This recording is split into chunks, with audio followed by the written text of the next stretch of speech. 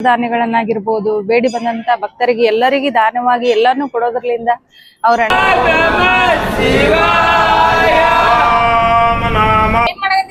ಈಗ ನಾವು ನುಚ್ಚು ಮಾಡ್ಲಾಗತ್ತೇವ್ರಿ. ಜೋಳದ ನುಚ್ಚು ರೀ.